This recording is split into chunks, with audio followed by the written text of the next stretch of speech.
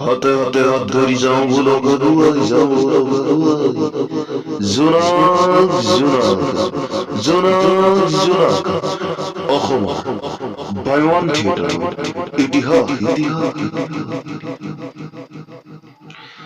ভিডিঅ'টি আৰম্ভ কৰাৰ আগতে মই আপোনাৰ খবৰ আগতে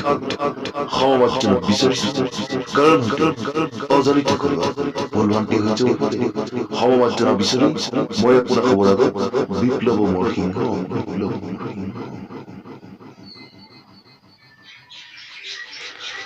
অসম বায়ুৱান থিয়েটাৰ জন্মদাতা অচ্যুত লহকৰদেৱে 1966-67 নাট্যবৰ্ষত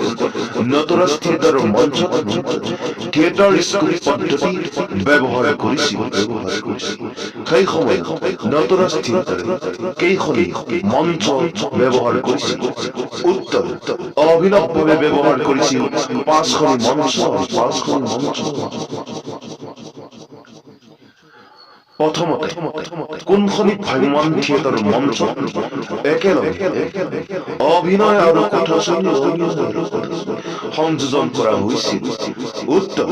অচ্যুত লহকৰ সৃষ্টি নটৰাজ থিয়েটাৰৰ আন এক ৰূপান্তৰ নটৰাজ চিনে থিয়েটাৰত 1967-68 চনত বায়ুৱান থিয়েটাৰত এজন খ্যাতনামা নাট্যকাৰ ভৱেন্দ্ৰনাথ শইকীয়া তেখেতে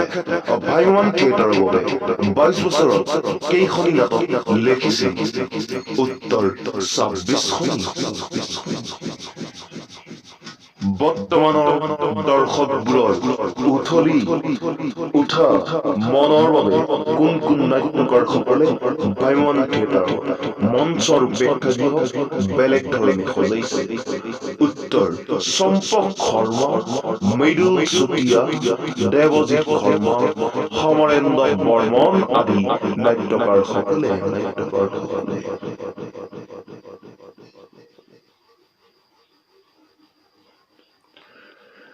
অসমৰ আগশাৰী ভ্ৰাম্যমাণ থিয়েটাৰ দল এটি হৈছে বিশ্ব শইকীয়াৰ প্ৰযোজিত শ্ৰীমন্ত শংকৰদেৱ থিয়েটাৰ এই থিয়েটাৰখন ইতিমধ্যে ৰূপালী জয়ন্তী পাৰ কৰিলে এই থিয়েটাৰখন ৰূপালী জয়ন্তী বৰ্ষত মঞ্চস্থ কৰা দেৱজিৎ শৰ্মাৰ নাটকখনিৰ নাম কি আছিল উত্তৰ দেৱজিৎ শৰ্মাদেৱৰ কাশ্মীৰৰ